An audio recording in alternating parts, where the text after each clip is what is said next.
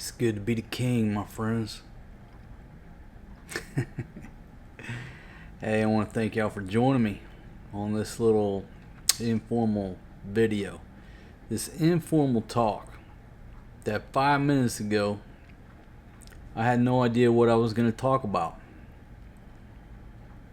If you're just joining me on my channel, nothing here is scripted. Everything is it just what comes out of my head, comes out of my mouth. I'm a little slow to get that communication between the old brain and the creativity. I'm a little slow because I've been sober, stone cold sober, for like 3 months. You know, just had so much to do, so many things to get accomplished. I don't have time to drink right now. And I'm a beer drinker. I said I was going back to drinking tomorrow, but I don't think I got time. What alcohol does, beer, wine, hard liquor especially, it takes time from your day. And I can't remember who said it. Was it Bill Burr? Whoever said, you know, when you stop drinking, you realize how fucking long the day is. And that's about right. Alcohol robs you of time. Drinking robs you of time. Whether you're out partying and it's occupying your time, or it takes 2 days to recover after a night of partying. So anyhow, I've already lost track of what I was going to talk about. Anyhow, did I mention nothing here is scripted? I'm not reading no teleprompter. I mean, you can look in the reflection of my glasses and tell me if you see a teleprompter.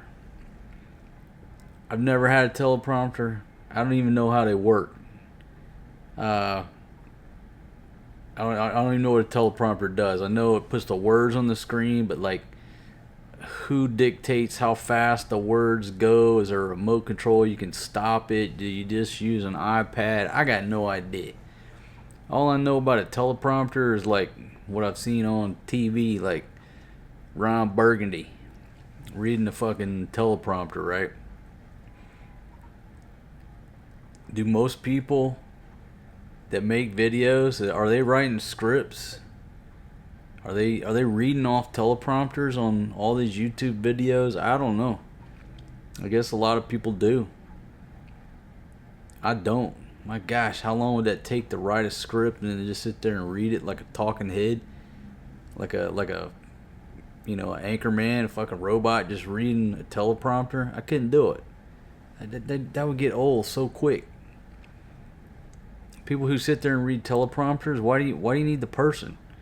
Just put a damn robot up there and have them read it, right? Now I remember what I was going to talk about. So you want to move to the Philippines, eh? Or you want to move to Honduras, Cambodia, anywhere where you're giving up the West for a more laid-back way of life. You could, in certain places you go to, maybe it's a more rudimentary way of life, a simple way of life. Maybe it's your dream to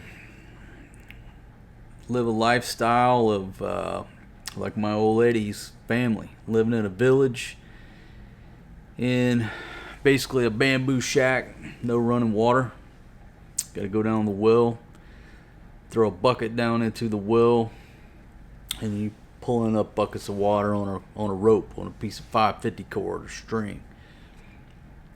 Basically use an outhouse and cook with wood. Maybe that's your dream.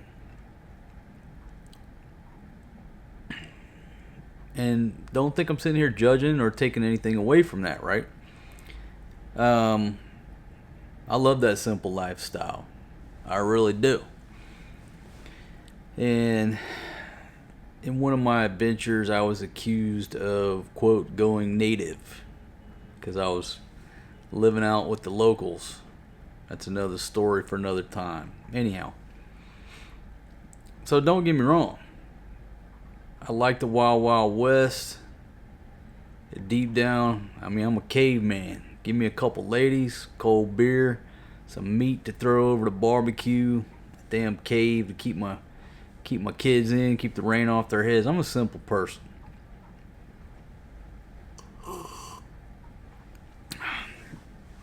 So, I grew up on a dirt road initially, single wide trailer, backwoods in Mississippi. I'm a redneck. Proud of it.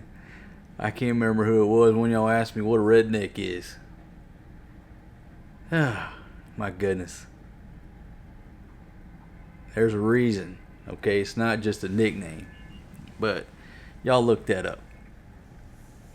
So anyhow, you're thinking about retiring, or you are going to retire, and you're thinking about moving out to the province somewhere in a country like the Philippines.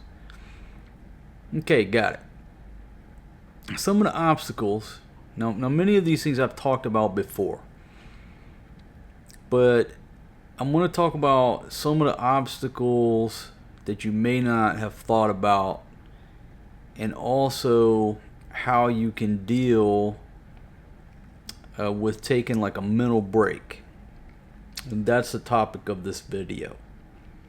Why do I like staying at the Mall of Asia? That's how it started out this morning. So if I get off track, y'all remind me I'm talking about the Mall of Asia and the Conrad Hotel where I'm at, chilling in a 5-star hotel.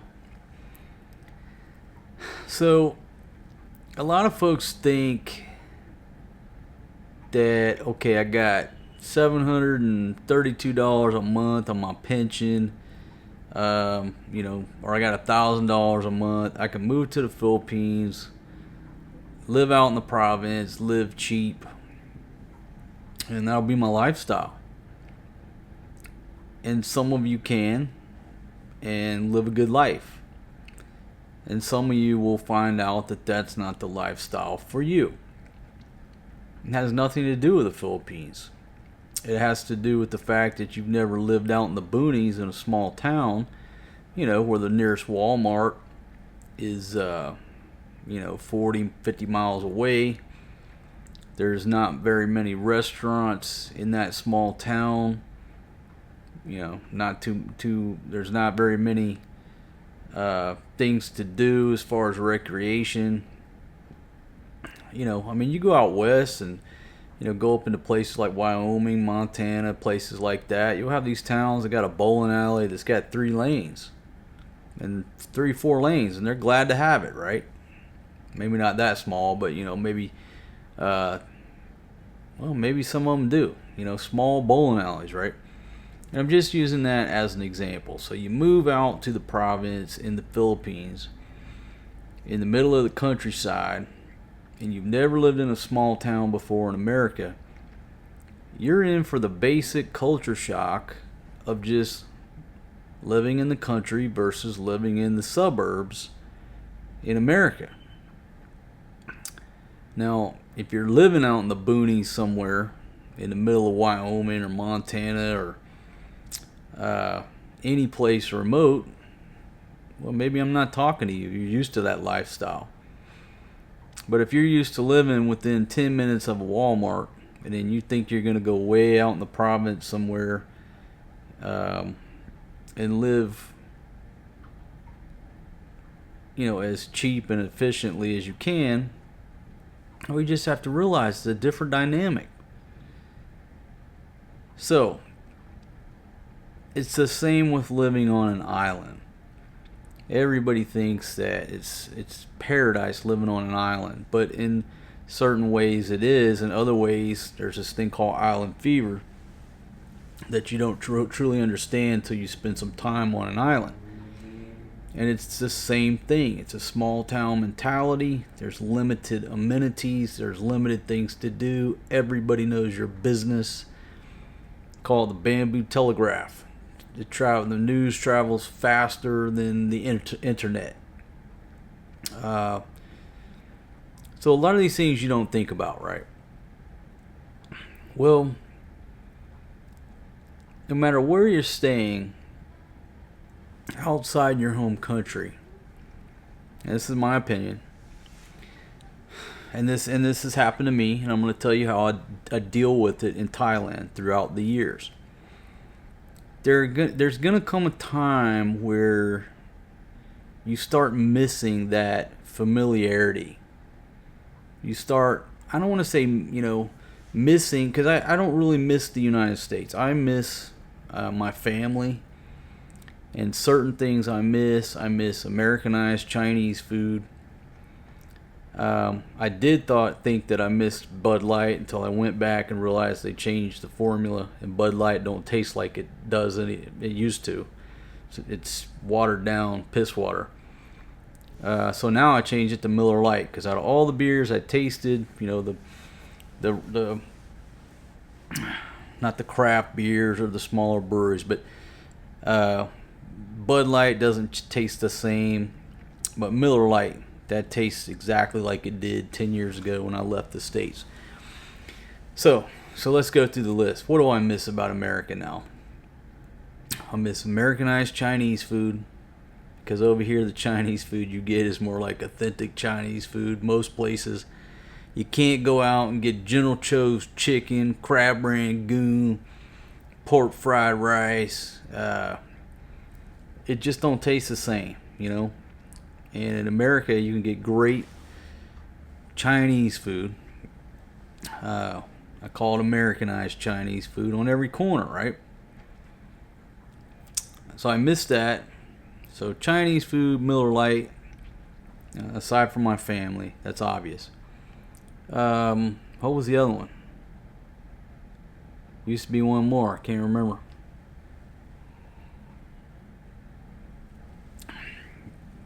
But back to the topic. You're living in country X, but you're from another country.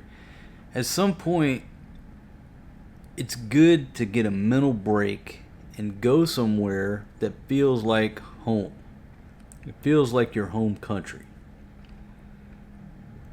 And so, how this video started this morning is when we drove from Angeles City, and I don't have to, you just watch some of my videos and you'll see Angeles City. The typical Philippines, narrow streets, it's crowded, people everywhere, trash everywhere. That environment, 100% you're in the Philippines. And then the minute you drive into the area of the Mall of Asia, right? Now all of a sudden you got these big wide streets, you have sidewalks. Most places in Southeast Asia, there's no sidewalks. In America, most everywhere you go, there's sidewalks, right? Place to walk.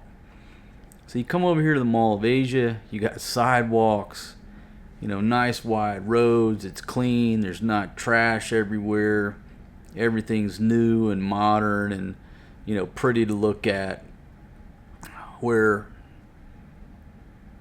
a lot of this country, it's like my buddy said years ago, he said his opinion when he first came to Manila in the 70s was that he thought what they needed to do was load up a fleet of 747s and cargo planes, C-130s, load them up with paint, and fly over Manila and drop paint, any color.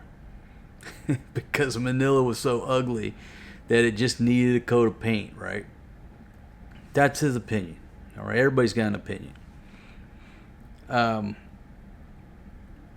So anyhow, the minute you drive into the Mall of Asia area, if you just open your eyes, you would think you're in America.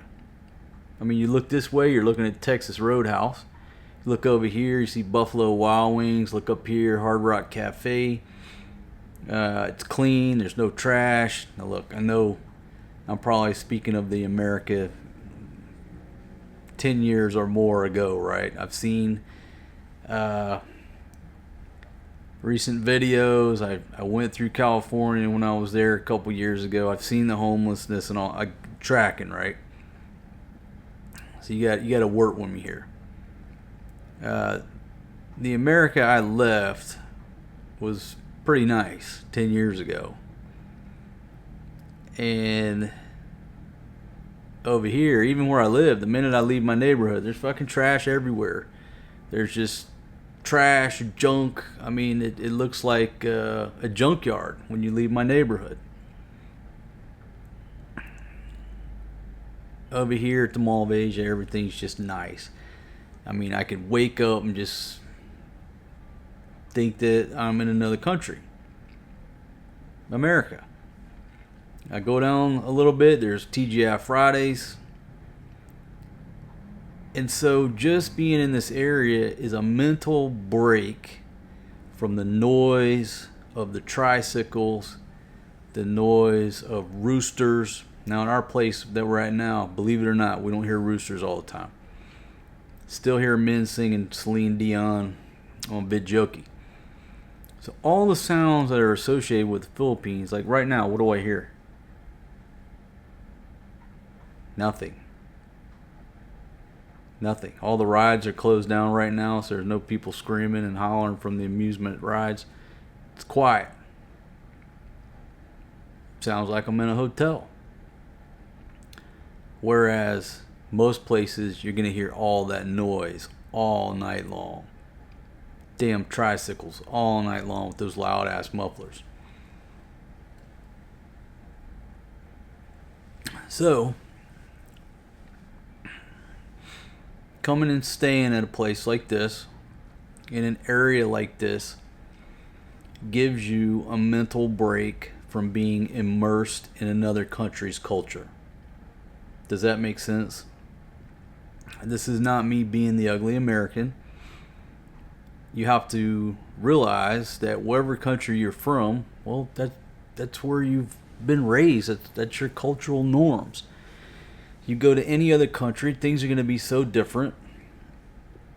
There's nothing wrong with every now and then going and seeking out something that's familiar. So therefore, me coming to the Mall of Asia, me staying at the Hilton, a Hilton property, is familiar to me. Now look, historically, the reason I stayed at Hilton or in most hotels was for work, right? I'm not a rich dude, and it's not like, I lived at the Hilton before. I'm not saying that, but throughout my career, spent a lot of time traveling, staying in hotels for jobs and work and what have you. So the Hilton is familiar to me, right? So to even just staying here one night, I get a mental break from living in the Philippines. And that's okay. That's okay to say that. Because this is not my home country. Now, once I stay here for one night, it's a good mental break for me. And then boom, I go back to my house and live life. It was the same way when I was staying up on Bantayan Island. You stay on the island about 3 weeks, a month. But after about 3 weeks, it's paradise.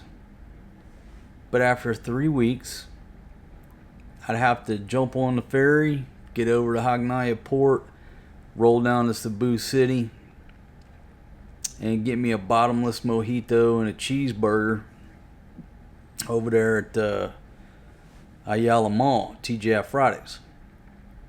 Just one night, just a mental break from living on the island. And I'd be ready to go back. So,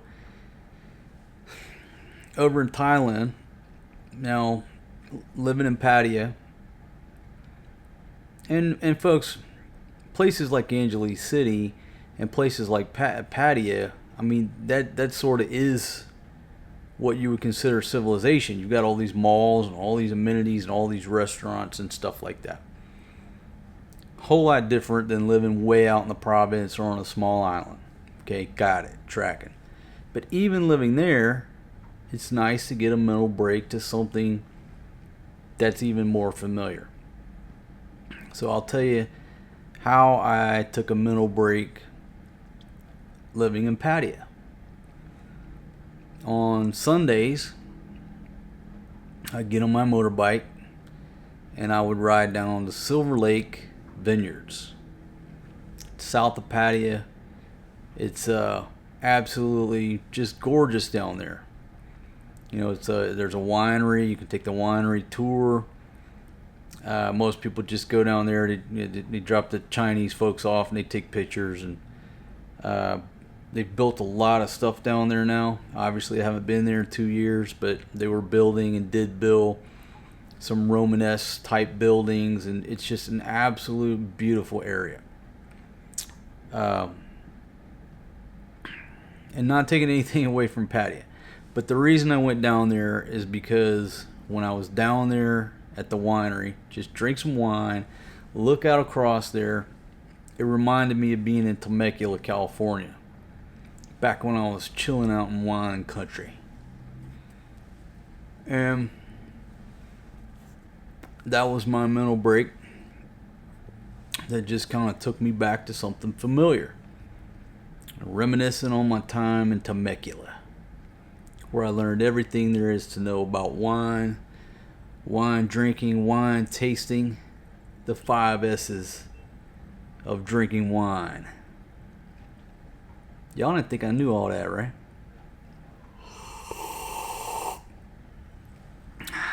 So that's what I do when I'm over there. All I gotta do, just roll down there on Sundays, pretend like I'm in Temecula, California for a day, and reset everything.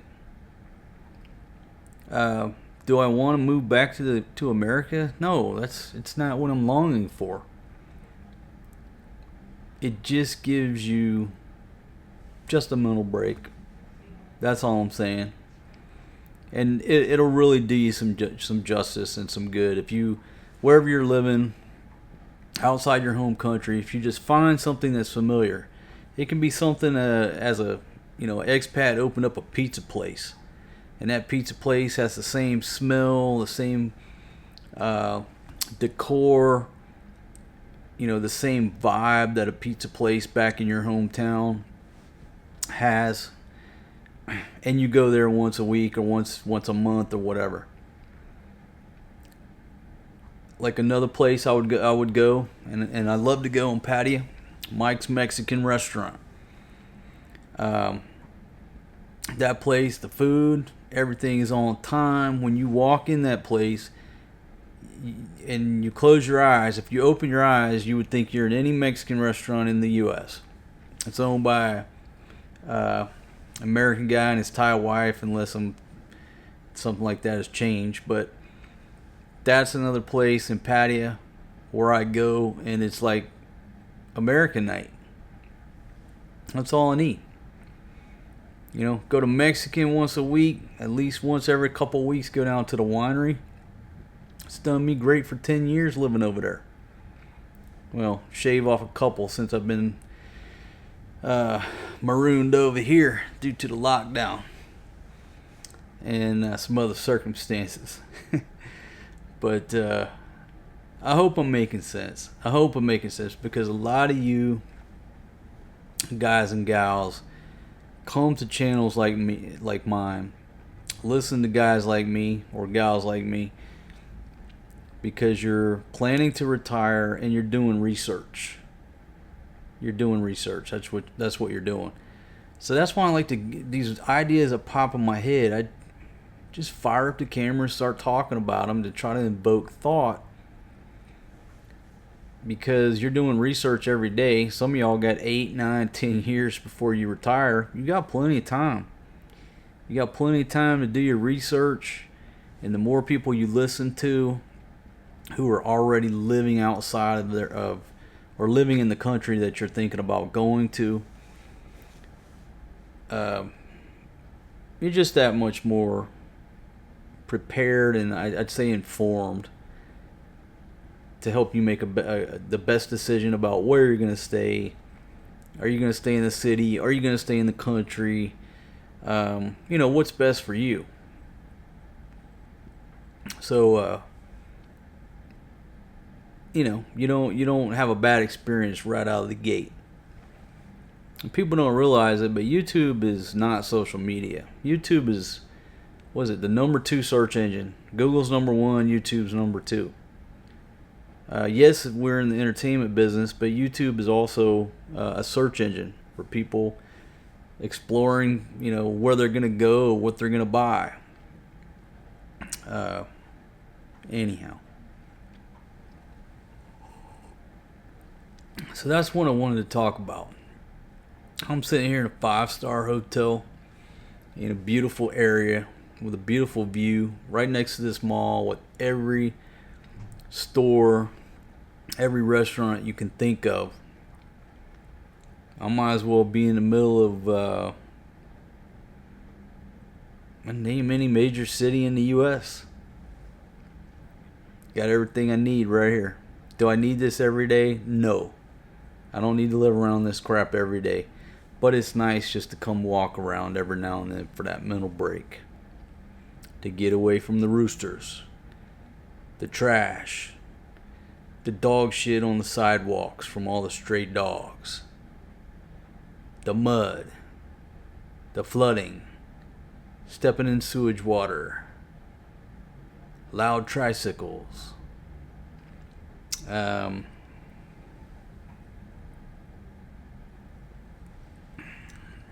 And this may sound coarse,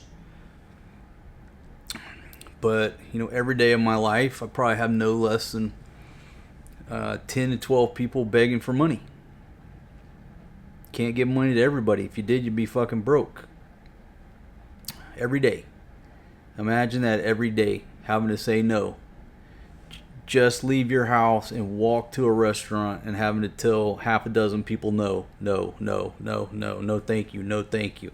I always add thank you, no thank you, no thank you, no thank you. Imagine that shit every day. Every day.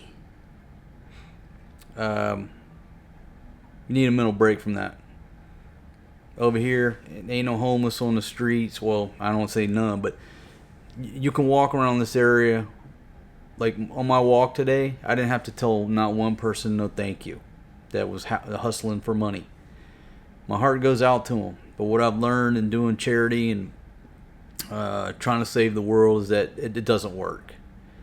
Okay, you can't save everybody. You pick and choose within your scope who you can help and how you help them in an efficient manner. But every day, if you were to try to give money to 12 people, it doesn't work. But that's the environment that I live in. And every day telling them no thank you, no thank you. You need a break from that. Wherever you got to go to get away from that so you can walk around during your own day, be on your own fucking agenda, and not have to feel bad because you didn't give this person, fucking 20, 30, 40 pesos. I know a lot of people just ignore them. People deal with that aspect in different ways. The locals, the way they deal with them, they just ignore them. In my experience, if they come up and they ask a local, ask another local for money, they just keep walking. They don't even look at them, acknowledge them, no thank you. They don't even give them the time of day. I feel compelled to say no thank you. And a lot of times you have to say no thank you, or they just keep following you and following you and following you. Am I painting the picture here of why sometimes it's nice to have a mental break? Because unless you're living in places like LA, Skid Row, Oakland, all those places where there's a million homeless folks maybe asking you for money, most of you on your daily routine, there's nobody asking you for money to where you have to say no. Most places in America. I think that's safe to say. But here, every day, dozen people. Breaks your heart.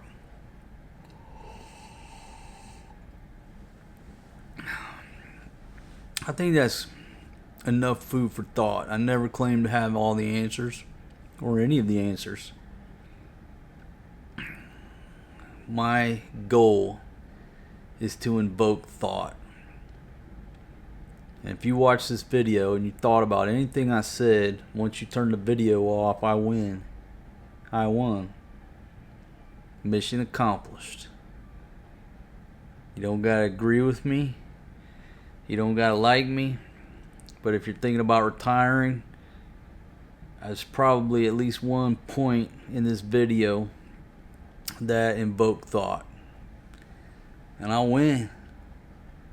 And if I did invoke some thought, why don't you give me a thumbs up so the Google, whatever you want to call them, the Google guys, the algorithm, the squirrels, they pump this video up. I certainly appreciate it. Make a note to Hilton. I'm not smoking in the room. I don't smoke. I smoke cigars when I'm barbecuing. I just like to chew on them. I know if you smoke in the room, it's 10,000 peso fine. I don't smoke. I ain't even got no lighter. You can come here. Well, ain't nobody gonna look at my bag, but you get my point. I ain't got no lighter. I'm just chewing on this cigar. And it's tasty too. And tomorrow when I barbecue, I'll smoke it. Back at the house.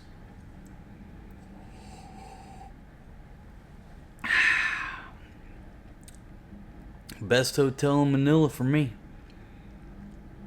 Conrad, Manila. And if you don't know why they call it the Conrad is part of the Hilton properties because a man by the name of Conrad Hilton is the one who founded Hilton. Started the Hilton Enterprise empire with one hotel. And his name was Conrad Hilton. Therefore, that's why they call this the Conrad. And it's a step up from the Hilton. I gave, for example, the Hilton over by the airport. I think it was like 8,500 and 9,000 pesos. And then this one is 10,000. So this one's like 20, 30, 40 more dollars than the Hilton. Not too much, but it is a step up. And in points, all y'all who are Hilton Honors members, this one I think was 49,000 points for one night, which is a big hit. My goodness, but it's a Sunday night. And the Hilton over there was 40,000. So I had to fork up, cough over an extra 9,000 points to stay here at the Conrad. You know why I did it? Because it's worth it. Absolutely worth it. I'm not taking away from the Hilton property over there, but it can't hold a candle to the Conrad. I'm a Conrad player. Never knew it, but I am. Oh my goodness. I'm going to do a video later on talking about why I like Hilton Honors points versus the airline points and all those other points. I'm going to do a video about that, but that's going to take me 30 minutes to explain it. Versus like the Sky Miles and all that stuff. I think the hotel deal is better than trying to rack up points for airlines. But I'll talk about that on another video. Folks, if you're not a subscriber, there should be a little Overstay Road sign, bottom right hand corner of your screen. If you'll click that, subscribe, ring the bell like Rocky. Yo Adrian, it's me Rocky. I'm at a 5-star hotel drinking champagne. I'm drinking a Coke. Anyhow, subscribe. Alright? Shit. That little skit right there was worth subscribing, right? Folks, I'll see y'all on the next one. I want to thank all 40, what are we at now? 41,000, 40. Shoot, my mind goes blank. I know we're 40,000 plus subscribers. Thank y'all very much. I'm trying to get to 2 million subscribers by tonight. And I think it can happen. Stranger things have happened. But anyhow, thanks for subscribing. Thanks for watching my videos. listening to my voice. Because y'all allow me to live this lifestyle of the rich and famous. Or the broke and infamous. Ah, shit, I gotta go. I gotta get some sleep because I got business tomorrow. Peace out, y'all. I'm out of here.